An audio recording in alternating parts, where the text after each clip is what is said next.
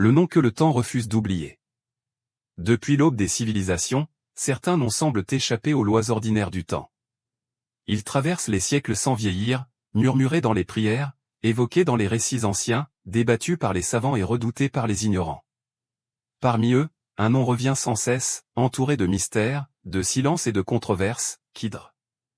Dans les textes islamiques, il est connu sous plusieurs appellations. Certains l'appellent Al-Khidr, le verdoyant, d'autres le désignent simplement comme le serviteur d'Allah. Il n'est ni explicitement nommé prophète dans le Coran, ni présenté comme un homme ordinaire.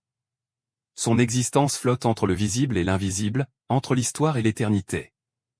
Mais une question, plus troublante que toutes les autres, a traversé les siècles comme une lame silencieuse. Khidr a-t-il réellement bu à la source de l'immortalité? Le murmure des anciens récits. Bien avant que les livres ne soient reliés et que les récits ne soient consignés à l'encre noire, l'histoire de la source de l'immortalité circulait déjà parmi les peuples. On racontait qu'au-delà des terres connues, dans un lieu que seul Allah et ses élus pouvaient atteindre, se trouvait une eau unique. Une eau qui ne guérissait pas seulement le corps, mais qui suspendait le décret du temps. Ce n'était pas une eau offerte à tous. Elle n'apparaissait pas aux rois, ni aux conquérants, ni aux savants orgueilleux. Elle se révélait uniquement à ceux qu'Allah avait choisis pour une sagesse qui dépassait la compréhension humaine. Les récits mentionnent que cette source se trouvait dans les ténèbres les plus profondes, là où la lumière du soleil n'atteignait jamais le sol. Un lieu où l'orientation elle-même devenait incertaine, et où la raison humaine se dissolvait. C'est là que commence l'ombre de Khidr. L'épreuve de Moïse et le serviteur caché. Le Coran évoque Khidr dans un passage célèbre, sans jamais prononcer son nom. Moïse, paix sur lui. L'un des plus grands prophètes d'Allah, reçoit l'ordre divin de partir à la rencontre d'un homme à qui Allah a accordé une science particulière, une science que même un prophète ne possède pas entièrement. Moïse voyage alors avec son jeune compagnon jusqu'à ce qu'ils atteignent la jonction des deux mers. Là, un signe étrange se produit, le poisson qu'il transportait reprend vie et disparaît dans l'eau. Ce détail, apparemment anodin, deviendra plus tard l'un des éléments clés reliant Khidr à la source de l'immortalité. Car dans certaines traditions anciennes, ce même poisson aurait touché l'eau de la source et serait revenu à la vie. Était-ce un simple signe? Ou la preuve silencieuse d'un secret bien plus grand? Un homme hors du temps. Les descriptions de Khidr sont rares, mais toutes concordent sur un point, il ne ressemble pas aux autres hommes. On dit que lorsqu'il s'assoit sur une terre stérile, celle-ci devient verte. Là où il marche, la vie renaît. Ce n'est pas une métaphore poétique, mais un symbole puissant de sa mission. Contrairement aux prophètes envoyés à des peuples précis, Khidr semble œuvrer dans l'ombre, sans nation, sans royaume, sans disciples visibles. Sa science n'est pas destinée à être enseignée publiquement, mais appliquée discrètement, selon un décret divin que seul Allah et lui connaissent. Les savants ont longtemps débattu. Était-il un prophète? Était-il un wali, un serviteur vertueux? Ou une créature dont la nature dépasse les catégories humaines? Mais une autre question, plus dérangeante encore, s'impose. Comment se fait-il que son nom continue d'apparaître dans des récits bien après l'époque de Moïse? Des témoignages à travers les siècles. À travers l'histoire islamique, de nombreux érudits ont rapporté des rencontres supposées avec Khidr. Des hommes pieux, reconnus pour leur droiture, affirmaient l'avoir vu, entendu, ou reçu de lui un conseil à un moment décisif de leur vie. Ces témoignages ne sont jamais présents. Présentés comme des preuves absolues, mais leur accumulation trouble les esprits. Comment un seul homme pourrait-il apparaître à différentes époques, dans différents lieux, sans que son corps ne montre les signes du vieillissement? Certains ont rejeté ces récits comme des illusions ou des interprétations symboliques. D'autres y ont vu la confirmation silencieuse d'un secret jalousement gardé. Et ce secret mène toujours à la même source. La source de l'immortalité, mythe ou réalité? Dans les traditions anciennes, la source de l'immortalité n'est pas décrite comme une fontaine ordinaire. Elle ne jaillit pas, ne coule pas, et ne peut être trouvée par la simple exploration. Elle apparaît uniquement lorsque le décret divin le permet. Boire de cette eau ne rend pas invincible. Elle ne fait pas de celui qui la boit un être supérieur aux autres. Elle suspend simplement le vieillissement jusqu'à un terme connu d'Allah seul. Mais cette grâce n'est jamais accordée sans responsabilité. Si Khidr a réellement bu à cette source, alors son immortalité ne serait pas un privilège, mais une charge. Une mission prolongée à travers les âges, un rôle silencieux dans l'équilibre du monde. Le silence des textes explicites. Fait troublant, ni le Coran ni les hadiths authentiques ne déclarent explicitement que Khidr est immortel. Ce silence n'est pas un oubli. Dans la science islamique, le silence a parfois plus de poids que l'affirmation. Allah choisit ce qu'il révèle et ce qu'il voile. Les savants les plus prudents affirment donc. Nous croyons en ce qui est confirmé, et nous nous arrêtons là où le texte s'arrête. Mais l'esprit humain, lui, continue de questionner. Pourquoi Allah a-t-il permis que ce mystère subsiste? Pourquoi Khidr n'a-t-il jamais disparu complètement des récits? Et surtout, pourquoi son histoire est-elle toujours liée à une eau qui donne la vie? Un secret encore vivant. À la fin de cette première partie, une chose est certaine, Khidr n'est pas une figure ordinaire. Qu'il ait bu ou non à la source de l'immortalité, son existence défie les cadres habituels de l'histoire humaine. Il se tient à la frontière entre le visible et l'invisible, entre le savoir révélé et le savoir caché. Et peut-être est-ce là la véritable leçon. Tout ce qui est réel n'est pas forcément exposé.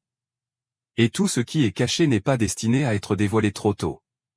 Car pour comprendre Khidr, il ne suffit pas de chercher une source d'eau. Il faut d'abord comprendre la sagesse d'Allah derrière le voile du temps. Le voyage vers les ténèbres. Si la source de l'immortalité existe réellement, alors elle ne peut être atteinte par un simple déplacement du corps. Tous les récits concordent sur un point essentiel, le chemin qui y mène est d'abord une épreuve de l'âme.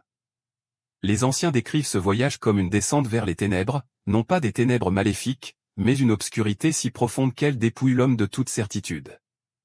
Là-bas, les repères disparaissent, les directions se confondent, et le temps lui-même semble perdre sa cohérence. C'est dans ce lieu que Khidr apparaît de nouveau dans les récits, non comme un chercheur de l'immortalité, mais comme un appelé. Les ténèbres qui ne sont pas un châtiment. Contrairement à ce que l'esprit humain imagine, les ténèbres mentionnées dans les traditions ne sont pas synonymes de peur ou de punition. Elles représentent plutôt un état où l'homme est privé de toute aide visible. Aucun soleil, aucune étoile, aucun vent familier. Seule subsiste la conscience nue. Les savants expliquent que ces ténèbres sont un voile. Elles protègent la source de l'immortalité des regards de ceux qui la chercheraient par orgueil ou par désir de domination. Celui qui entre dans ces ténèbres sans autorisation divine s'y perd irrémédiablement. Mais Khidr n'y entra pas comme un intrus. L'appel silencieux. Les récits les plus anciens évoquent un appel discret, presque imperceptible. Il ne s'agissait ni d'une voix claire ni d'une vision éclatante. C'était une certitude déposée dans le cœur. Khidr comprit qu'un chemin s'ouvrait devant lui, un chemin que nul autre ne pouvait emprunter à ce moment-là. Il ne demanda pas pourquoi. Il ne chercha pas à comprendre l'objectif final. Il se leva simplement et marcha. Ce détail est fondamental. Car dans la tradition islamique, l'obéissance véritable précède toujours la compréhension. La présence d'Alexandre le Grand dans les récits. Certains récits anciens, transmis en marge des textes principaux, associent le voyage vers la source de l'immortalité à Dulcarnène, souvent identifié à Alexandre le Grand. Selon ces récits, Dulcarnène aurait entrepris ce voyage avec une armée immense, guidée par des cartes et des savants. Mais tous ces efforts furent vains. Les traditions rapportent que Khidr, simple serviteur, marcha devant eux et atteignit un lieu que les armées ne purent jamais atteindre. Cette opposition est lourde de sens. Là où la puissance échoue, la soumission sincère triomphe. Le poisson qui revint à la vie. Le signe du poisson, déjà mentionné lors du voyage de Moïse, revient ici avec une force troublante. Les récits racontent qu'un poisson salé, destiné à être consommé, entra en contact avec l'eau de la source. Aussitôt, il retrouva la vie et s'échappa. Ce n'était pas un miracle destiné à être vu par la foule. C'était un signe discret, presque caché, que seuls ceux qui étaient attentifs pouvaient remarquer. Le poisson ne devint pas éternel. Il ne gagna aucun pouvoir. Il revint simplement à la vie, le temps nécessaire pour confirmer la nature de cette eau. Certains savants affirment que Khidr fut témoin de ce signe. D'autres vont plus loin. A-t-il bu, ou a-t-il été choisi? C'est ici que les récits se divisent. Une première opinion affirme que Khidr aurait bu de cette eau, sur ordre d'Allah, et que cette action expliquerait sa présence à travers les siècles. Mais cette opinion reste prudente, car elle ne repose pas sur un texte explicite et authentique. Une seconde opinion, plus nuancée, suggère que Kidr n'a pas bu par désir d'immortalité, mais qu'Allah a suspendu son vieillissement sans que l'acte de boire ne soit central. Dans les deux cas, une vérité demeure, Kidr n'a jamais cherché l'immortalité pour lui-même. S'il a vécu longtemps, ce n'est ni par ruse ni par transgression, mais par mission. Le poids d'une vie prolongée. Vivre longtemps n'est pas une récompense automatique. Les traditions insistent sur le fait que la longévité est une épreuve plus lourde encore que la mort. Assister à la disparition des générations, voir les peuples naître et disparaître, observer les erreurs se répéter, tout cela pèse sur l'âme. Kidr, s'il est toujours en vie, porte le fardeau du silence. Il ne corrige pas publiquement. Il n'impose rien. Il intervient uniquement lorsque le décret divin l'exige. Comme lors de sa rencontre avec Moïse, ses actes peuvent sembler injustes, incompréhensibles, voire choquants. Mais chaque geste cache une sagesse que le regard humain ne peut saisir immédiatement. Pourquoi Allah aurait-il caché cette vérité? Les savants soulignent que si l'immortalité de Kidr avait été clairement affirmée, elle aurait ouvert la porte à des déviations graves. Certains auraient cherché la source comme une relique. D'autres auraient élevé Kidr à un rang qui ne lui appartient pas. Le silence protège la foi. Il maintient l'équilibre entre le mystère et la croyance. Une présence qui traverse les époques. À la fin de ce voyage vers les ténèbres, une certitude commence à se dessiner, qu'il ait bu ou non à la source de l'immortalité, Kidr est lié à elle par un décret divin. Il n'est ni une légende, ni un mythe populaire. Il est un signe vivant que tout n'est pas destiné à être compris dans l'immédiat. Et peut-être que la véritable question n'est pas: Kidr a-t-il bu à la source de l'immortalité? Mais plutôt: sommes-nous prêts à accepter qu'Allah garde certains secrets pour lui seul? Les rencontres et les divergences. À mesure que les siècles passaient, le nom de Kidr ne s'effaçait pas. Au contraire, il surgissait de manière inattendue dans les récits des hommes pieux, des voyageurs solitaires et des savants retirés du monde. Ces apparitions, rapportées avec prudence, ont alimenté un débat qui n'a jamais cessé: Kidr est-il encore vivant, ou son souvenir se manifeste-t-il sous d'autres formes? La troisième partie de cette histoire s'attarde sur ces rencontres énigmatiques et sur les divergences d'opinion qu'elles ont suscitées au sein de la pensée islamique. Des témoignages discrets, jamais publics. Un élément frappe immédiatement lorsqu'on étudie les récits de rencontres avec Kidr: elles ne se produisent jamais sur la place publique. Aucun marché, aucune assemblée, aucun palais. Les récits situent presque toujours ces rencontres dans des lieux isolés au cœur du désert, sur une route abandonnée, près d'une mer agitée ou dans un moment de profonde détresse spirituelle. Les hommes qui rapportent ces événements ne cherchent pas la renommée.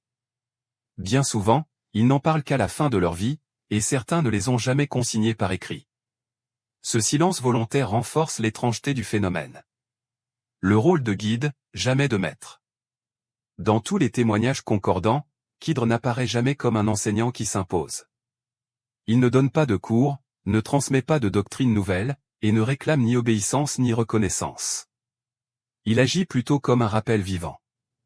Un mot, une phrase, parfois même un simple regard suffisent à provoquer un changement profond chez celui qui le rencontre. Une décision difficile devient claire. Un doute ancien disparaît. Une épreuve trouve son sens. Puis Kidr s'éloigne, sans laisser de traces. Les récits des hommes pieux. Parmi les récits les plus connus figurent ceux attribués à de grands ascètes et savants de l'islam classique. Certains affirmaient avoir rencontré un homme dont la sagesse dépassait celle des livres, et dont la connaissance semblait venir d'une source inaccessible. Cependant, les savants sérieux ont toujours traité ces récits avec prudence. Ils distinguaient clairement entre l'expérience personnelle et la preuve religieuse. Aucun de ces témoignages n'a jamais été utilisé pour établir une croyance obligatoire. Les avis divergents des savants. Les savants musulmans se sont divisés en plusieurs positions claires concernant Kidr. La première position affirme que Kidr était vivant à l'époque de Moïse, mais qu'il est mort comme tout être humain. Pour ces savants, les récits ultérieurs ne sont que des symboles ou des confusions. La seconde position considère qu'il est possible que Kidr soit encore vivant, par une sagesse qu'Allah seul connaît, mais sans en faire une certitude. Cette position insiste sur la suspension du jugement. La troisième position, plus minoritaire, penche vers l'idée qu'Allah a prolongé la vie de Kidr afin qu'il remplisse une mission discrète jusqu'à un terme fixé. Toutes ces positions partagent un point commun: aucune ne fait de l'immortalité de Kidr un pilier de la foi. La frontière dangereuse de l'exagération. Là où le danger apparaît, c'est lorsque certains groupes ont commencé à attribuer à Kidre des pouvoirs qui ne lui appartiennent pas. Certains l'ont invoqué, d'autres l'ont considéré comme omniprésent, voire capable d'intervenir indépendamment de la volonté divine. Les savants ont fermement condamné ces dérives. Kidre, quel que soit son statut, reste un serviteur d'Allah. Il n'agit que par permission divine, et il ne possède aucun pouvoir autonome. Cette clarification est essentielle pour préserver la pureté de la croyance. Pourquoi ces rencontres persistent-elles? Une question demeure, si Kidre est mort, pourquoi ces récits continuent-ils d'apparaître? Et s'il est vivant, pourquoi agit-il de manière si discrète? Les savants répondent que ces récits remplissent une fonction spirituelle, indépendamment de leur nature exacte. Ils rappellent aux croyants que la sagesse d'Allah dépasse la logique apparente, et que certaines vérités se manifestent à travers des événements qui ne peuvent être expliqués immédiatement.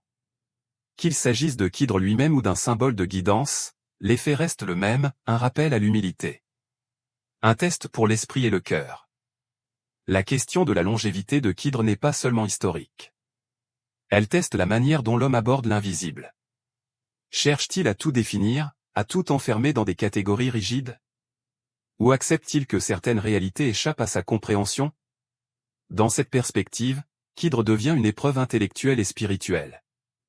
Non pas pour prouver une immortalité, mais pour mesurer la capacité humaine à s'arrêter là où la révélation s'arrête. Entre foi et silence. À la fin de cette troisième partie, une chose devient claire, les récits de Kidre ne cherchent pas à établir une certitude absolue, mais à inviter à la prudence. La foi authentique n'exige pas de tout savoir. Elle exige de reconnaître les limites du savoir humain. Kidre, qu'il soit encore en vie ou non, incarne cette frontière délicate entre ce qui est révélé et ce qui reste voilé. L'immortalité qui ne vieillit pas. Lorsque toutes les voix se taisent, lorsque les récits s'achèvent et que les débats s'épuisent, il ne reste qu'une vérité simple, certaines questions ne sont pas destinées à recevoir une réponse définitive. La question de Kidre et de la source de l'immortalité fait partie de celle-là. Car si Allah avait voulu que le sort de Kidre soit connu de tous avec certitude, il l'aurait révélé sans ambiguïté. Le silence des textes n'est ni une omission ni un oubli. Il est une sagesse. La véritable nature de l'immortalité. L'homme associe souvent l'immortalité à la survie du corps. Il imagine un être qui ne vieillit pas, qui traverse les siècles sans faiblir, défiant la mort et le temps. Mais la tradition islamique invite à une compréhension bien plus subtile. L'immortalité réelle n'est pas celle de la chair, mais celle de l'impact. Les prophètes ne vivent pas éternellement dans leur corps, pourtant leurs paroles, leurs actes et leurs enseignements traversent les âges. De la même manière, Kidre, qu'il soit vivant ou non, demeure présent par la sagesse qu'il incarne. Kidre comme signe, non comme objectif.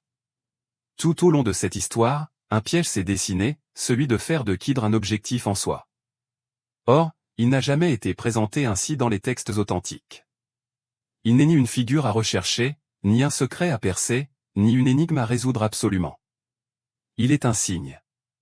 Un signe que la science d'Allah ne se limite pas à ce qui est visible. Un signe que certaines décisions divines échappent à la logique humaine. Un signe que l'obéissance précède la compréhension. La rencontre avec Moïse, le cœur du message. Le récit coranique de la rencontre entre Moïse et le serviteur d'Allah demeure la clé centrale. Dans ce récit, la question de l'immortalité n'est jamais abordée. Et ce silence est révélateur. Ce qui importe n'est pas la durée de la vie de Kidre, mais la manière dont il agit selon un savoir que Moïse, pourtant prophète, ne possède pas entièrement. La leçon n'est pas chronologique. Elle est spirituelle. Pourquoi la source reste voilée?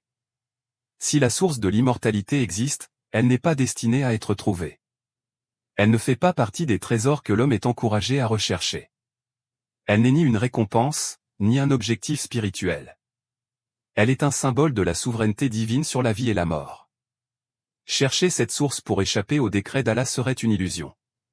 Car même si la vie est prolongée, elle reste soumise à une fin déterminée par lui seul. Kidre est la responsabilité du silence. L'une des caractéristiques les plus frappantes de Kidre est son silence. Il ne se présente pas. Il ne revendique rien. Il n'explique ses actes qu'au moment approprié, et uni. Uniquement à celui qui a été préparé à comprendre. Ce silence est une forme de miséricorde. Il protège les cœurs de la confusion et les esprits de l'exagération. Il empêche que le mystère devienne une fitna. Une foi qui accepte les limites. À travers l'histoire de Khidr, Allah enseigne aux croyants une leçon essentielle, la foi authentique ne consiste pas à tout expliquer, mais à accepter ce qui dépasse la compréhension humaine sans le nier ni l'exagérer. Khidr devient ainsi une épreuve d'équilibre. Ne pas le nier sans preuve. Ne pas l'élever sans autorisation. Et ne pas bâtir une croyance sur ce qui n'est pas explicitement révélé. La question qui se transforme. À la fin du voyage, la question initiale se transforme. Ce n'est plus « Khidr a-t-il réellement bu à la source de l'immortalité ?» mais plutôt « Sommes-nous capables de vivre avec une vérité partiellement voilée, sans que notre foi en soit ébranlée ?» Car peut-être que la sagesse suprême réside justement dans ce voile. La trace laissée dans le monde. Qu'il marche encore sur cette terre ou qu'il ait quitté ce monde depuis longtemps, Khidr a laissé une empreinte indélébile. Il rappelle que le bien peut se produire sans être compris immédiatement, que l'injustice apparente peut cacher une miséricorde, et que la connaissance divine ne se mesure pas à la logique humaine. Il est le rappel vivant que tout n'est pas destiné à être expliqué à l'instant présent. Conclusion: le secret qui élève, non celui qui égare. La source de l'immortalité, qu'elle soit réelle ou symbolique, n'est pas le cœur de l'histoire. Le cœur du récit est la sagesse d'Allah, qui élève certains serviteurs pour accomplir des missions que d'autres ne peuvent porter. Khidr n'est pas immortel parce qu'il aurait bu une eau mystérieuse. S'il a été préservé du temps, c'est uniquement par décret divin. Et s'il ne l'a pas été, alors son histoire demeure immortelle par la leçon qu'elle transmet. Ainsi se referme ce récit, non par une réponse définitive, mais par une compréhension plus profonde. Ce qui élève l'homme n'est pas la durée de sa vie, mais la droiture avec laquelle il la traverse. The End.